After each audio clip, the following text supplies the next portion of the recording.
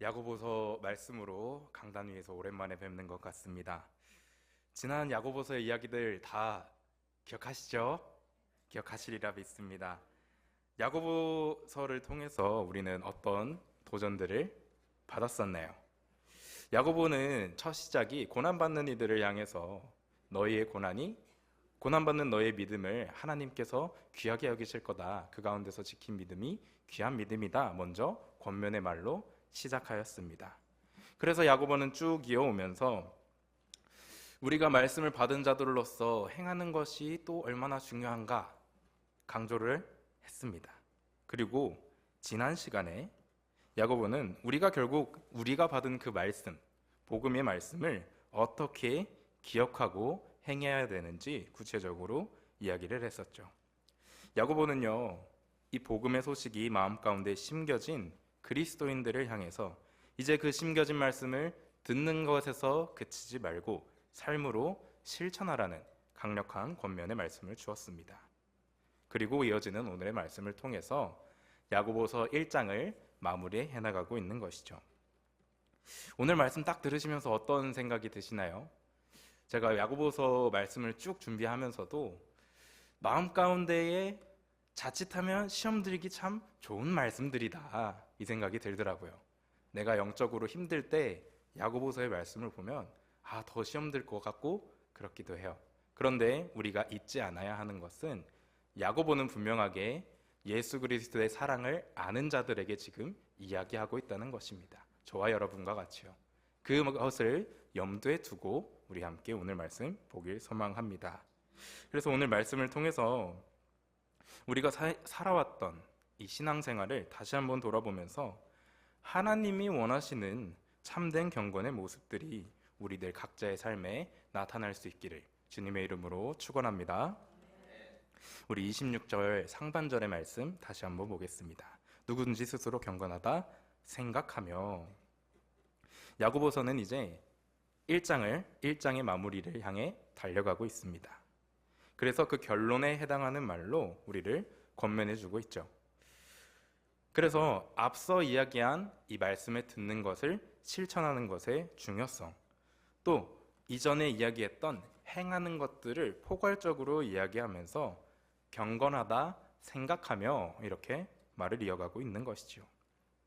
그런데 여러분, 경건이 무엇인지 아십니까? 경건이라는 말을 딱 들으면 어떤 이미지가 생각나시나요? 뭔가 TV 프로그램이나 이런 예능 프로 같은 데 보면은 좀 신전 같은 아니면은 절 같은 데에 가서도 좀 고요하고 이런 데 가면은 경건한 마음으로 기도를 드리는 장소입니다. 이런 식으로 설명하기도 하죠. 또 우리 그리스도인들에게 교회에 참 경건하고 신실하신 목사님 계셔 하면은 이미지가 어떻습니까? 성경 얘기 딱 키시고 조용히 오셔서 인사도 이렇게 하시고 이런 모습이 생각나시지는 않으시나요? 이 경건의 원어를 살펴보면요, 드레스 코스라는 단어인데요, 이 단어는 트레오라는 어근을 가지고 있습니다. 그래서 이 어근의 뜻이 신들에 대한 경외, 또 신앙심이 깊은 이라는 뜻을 가지고 있죠. 그래서 먼저는 우리가 하나님을 향한 그 마음에 가지고 있는 믿음적인 부분을 이야기하고 있다는 것입니다. 그런데 이것이 경건의 전부는 아닐 거예요. 이 트레오라는 단어가요, 명사로 사용되면요, 금식, 기도 혹은 종교적인 행위를 지칭하는 말이 되기도 합니다. 그래서 마음으로 가지고 있는 믿음과 우리가 행동해 나가는 행위가 동시에 포괄적으로 포함되어 있는 것이죠. 마치 이런 거예요. 제가 가장 최근에 한국에 다녀왔을 때 한국신학대학원에 재학 중이셨던 어린이부 전도사님이랑 대화할 일이 있었습니다. 그런데 한국신학대학에는 필수 과목까지는 아니지만 매 학기 꼭 해야 되는 걸로 경건생활이라는 게 있대요. 그게 뭔가 좀 생소하잖아요, 이름이. 그래서 물어보니까 일주일에 성경을 몇 장 읽고 어떤 묵상을 했는지 교수님한테 제출하고, 기도를 얼마나 했고 어떤 기도를 했는지 또 써서 제출하고, 마땅히 하나님을 섬기는 자들이라면 사실 우리 다 해야 되는 것들이잖아요. 경건이라는 게 이런 거라는 겁니다. 그래서 결론적으로 정말 쉽고 단순하게 경건한 사람이 누구인가, 경건이 어떤 모습인가 우리가 쉽게 이해해 본다면 우리가 해나가는 신앙생활인 것이죠.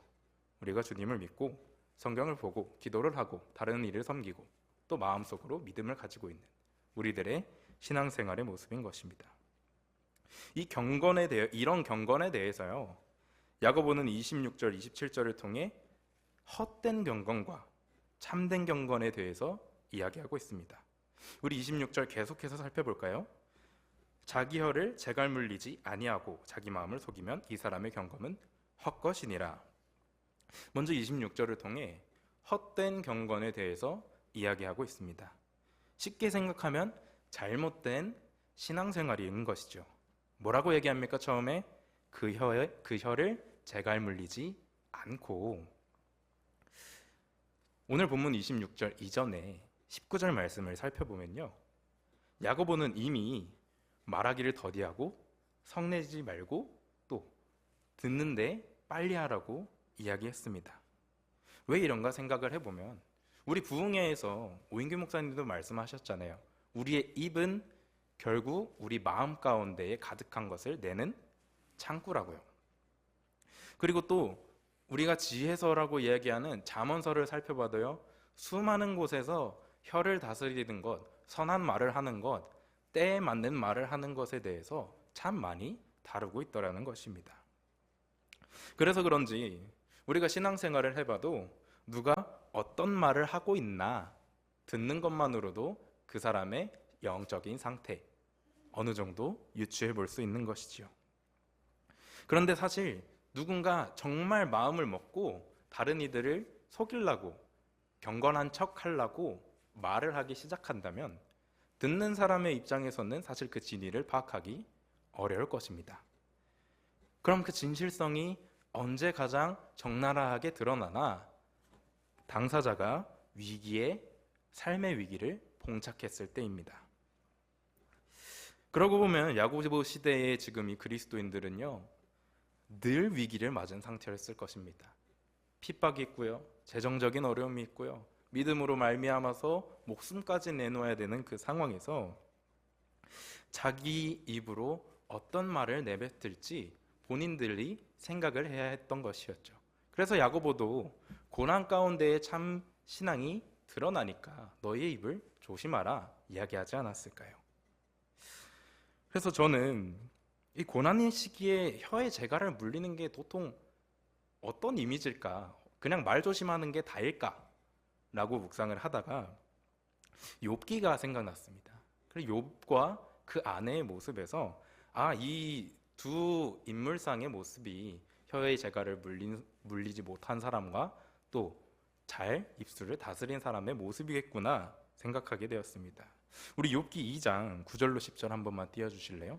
9장에 먼저 욥의 아내가 얘기합니다. 그 아내가 그에게 이르되 당신이 그래도 자기의 온전함을 굳게 지키느냐? 하나님을 욕하고 죽으라. 이에 욥이 뭐라고 대답합니까? 그가 이르되 그대의 말이 한 어리석은 여자의 말과 같도다. 우리가 하나님께 복을 받았은즉 화도 받지 않겠느냐 하고 이 모든 일에 욥이 입술로 범죄하지 아니하니라. 아멘. 참 상반되는 두 인물이죠. 사실 그 누구도 욥과 그의 아내의 고난에 대해서 너네 참 믿음 없다, 믿음이 넘친다 쉽게 이야기할 수 없을 것입니다. 여러분의 삶이라고 생각해 보세요. 하루아침에 갑자기 가족들이 다 죽었습니다. 가지고 있던 재산이 다 날아갔습니다. 어떻게 보면은 욥의 아내처럼 이야기하는 게 더 자연스러울 수 있어요. 그게 우리들의 자연스러운 인간의 본성이라는 것입니다. 그래서 욥의 아내는요, 결국 하나님이 정말 신실하신 분이신가 끝까지 믿지 못하고 그 입으로 악독한 저주를 퍼붓게 되는 것이죠. 그런데 욥은요, 하나님의 신실하심을 끝까지 믿었습니다.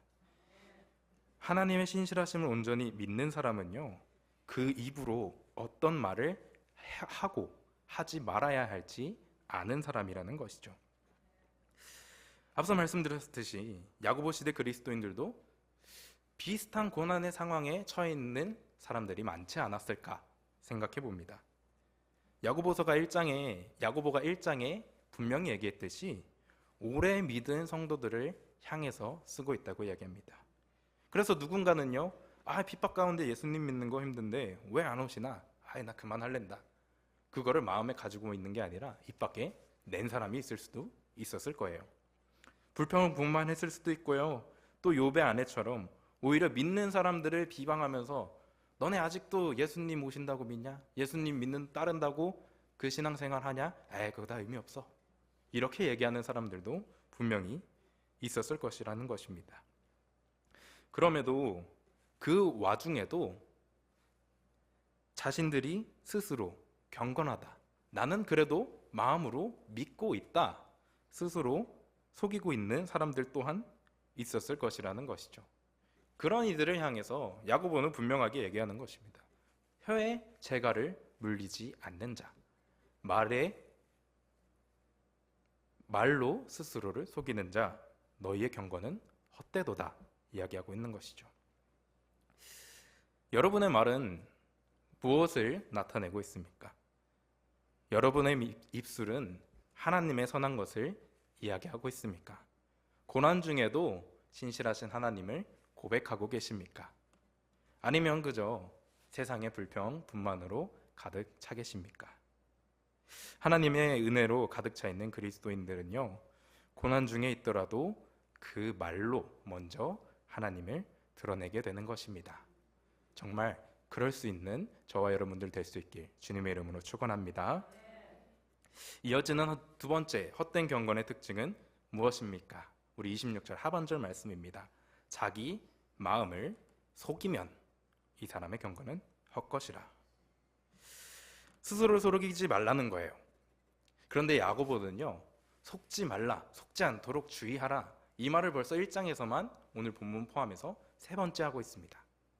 첫 번째는요, 1장 16절에 말하는데요, 내 사랑하는 형제들아 속지 말라. 이게 뭐에 대한 내용이었냐면 하나님의 성품에 대해서 얘기하면서 우리가 우리의 선택으로 마주하게 되는 죄의 결과들을 하나님이 주시는 시험으로 착각하지 말라, 스스로를 속이지 말라, 먼저 이 속지 말라는 것에 대한 경고를 하고 있었던 것입니다. 두 번째는요, 22절에 나타나는데요, 우리가 듣기만 하고, 뭐라고 얘기하죠? 듣기만 하여 자신을 속이는 자가 되지 말라. 우리가 듣기만 하고 머리로만 알고 있으면서 내가 신앙생활 잘 하고 있다고, 예수님 잘 믿고 있다고 착각에 빠지는 것 또한 스스로를 속이는 것이라는 것입니다. 들은 것이 있다면 행해야 한다고 권면했죠. 그리고 오는 본문 26절 뭐라고 얘기합니까? 재갈을 물리지 아니하고 마음을 속이면, 말하는 것으로 스스로를 속이지 말라는 것입니다. 좀 더 생각해 보면요, 실제적으로 나의 삶에 섬김과 순종은 없지만 믿고 있다는 이 마음 때문에 나 예수님 잘 믿어, 신앙생활 잘 하고 있어 떠들고 다니면서 스스로를 속이지 말라는 것이죠. 쉽게 얘기해서 결국 자기 합리화하지 말라는 것입니다. 그리고 이 자기 합리화의 시작이요, 결국 하나님 앞에서나 사람 앞에서나 말로 되게 되는 핑계로부터 시작하게 된다는 것입니다. 그리고 이 말이 우리 스스로를 계속 합리화하다 보면요, 결국 뭐가 옳은 것이었고 뭐가 그른 것이었는지 우리들의 기준이 점점 희미해져 가게 되는 거죠. 하루는 제가 인스타그램 게시글들을 보다가 약간 고발성, 이런 거 고발합니다, 약간 이런 뉘앙스의 글을 좀 보게 됐는데, 글의 주제가 요즘 바람 피는 사람들이 이런 생각을 가지고 바람을 핀다더라, 약간 이런 글이었습니다.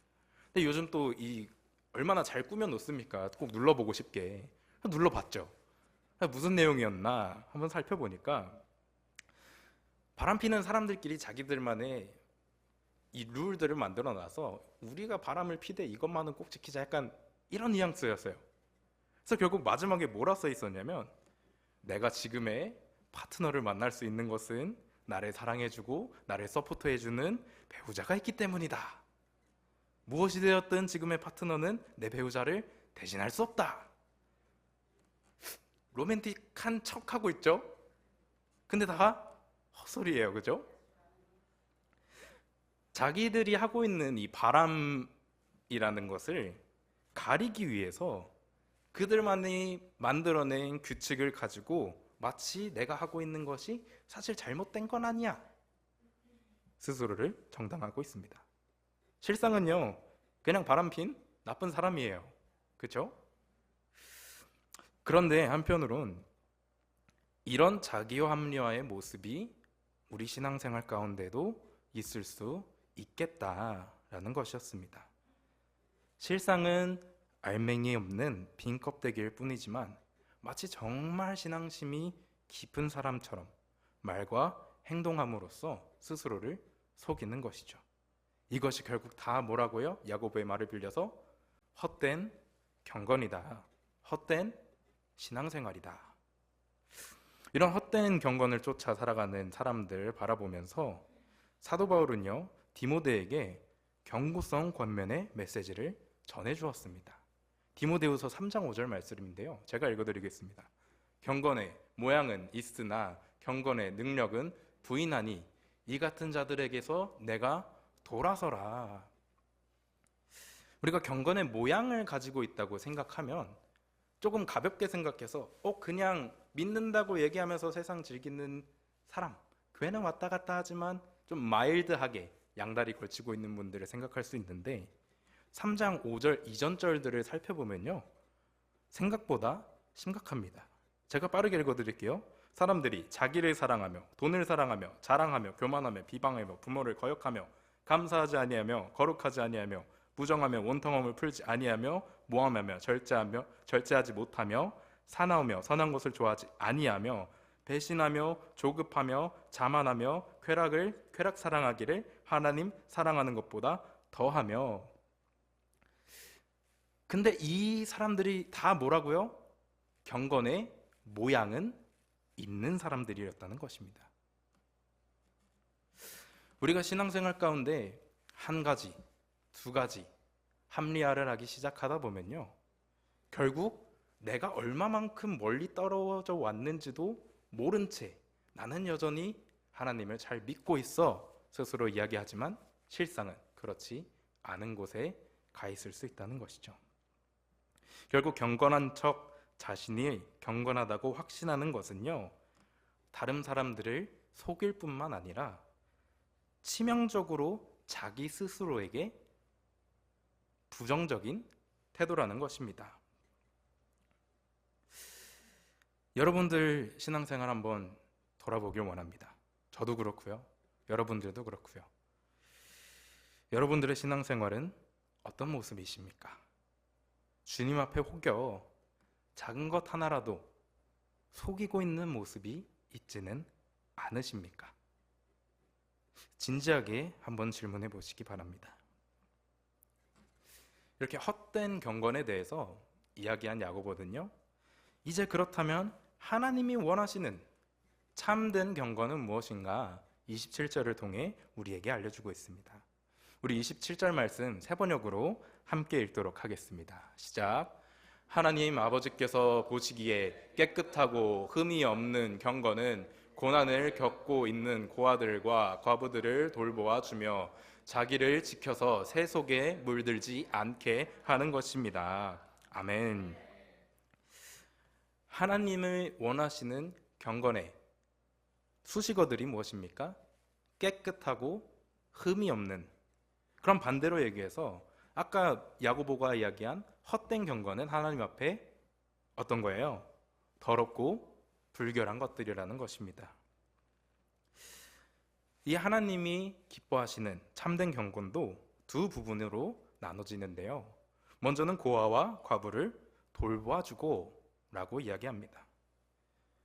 고아와 과부들은요, 성경의 구약시대 때부터 등장하던 약자들입니다. 사회적으로 도움을 받지 못하는 자들이었죠.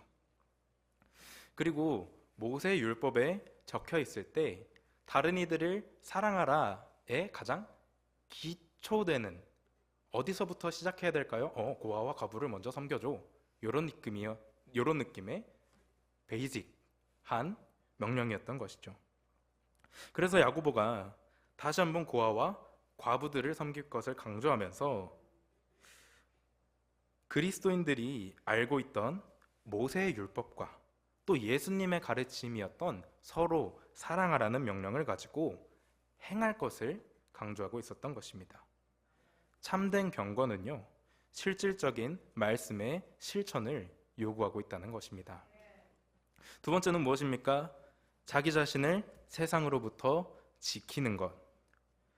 예수님을 믿어서 하나님의 구별된 자녀로서 그 거룩함을 지키라는 것입니다. 여기서 세속이라고 번역된 헬라어 단어 코무스는요, 하나님을 거스르고 죄악된 옛 본성대로 살아가려는 사상, 가치관, 비도덕적인 삶, 불경건한 심령 등등 모든 것을 지칭하는 말입니다. 결국 하나님 앞에서 순전한 경건을 위해서는요, 스스로를 지켜내는 하나님 앞에 거룩함을 유지하겠다는 믿음의 결단 또한 있어야 되는 것이죠. 종합적으로 보면요, 결국 하나님 앞에서 순전한 경건은 행위만 있는 외적인 경건도 아니고 믿는다는 마음만을 가지고 살아가는 내적인 경건도 아닌 이 두 가지가 조화를 이루어서 살아가는 균형 잡힌 경건의 모습이라는 것입니다. 여러분의 경건은 어떤 모습입니까? 다른 말로 여러분은 하나님 앞에 경건하십니까? 야고보가 계속 얘기하는 것이 스스로를 속이지 말라고 하잖아요. 근데 사실 생각해보면 우리가 스스로를 속이게 될 때 말 그대로 속이는 거예요. 여러분, 속이는 게 뭡니까? 진짜가 아닌데 진짜인 것처럼 믿게 만드는 거잖아요. 그래서 내가 나를 속이고 있다는 것 자체가 사실 내가 속고 있는지 잘 알 방법이 없다는 거예요.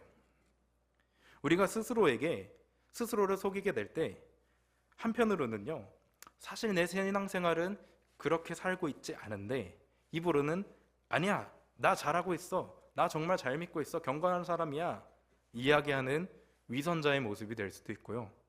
또 반대로 어느 정도 정말 신앙생활을 잘 살아내고 있는데 입술로는 아니야, 나는 부족해, 나는 할 수 없어. 그런데 이게 겸손의 무드가 아니라 약간 다른 사람들의 관심을 얻기 위한, 이렇게 이야기하는 기만자의 모습이 될 수도 있다는 것입니다.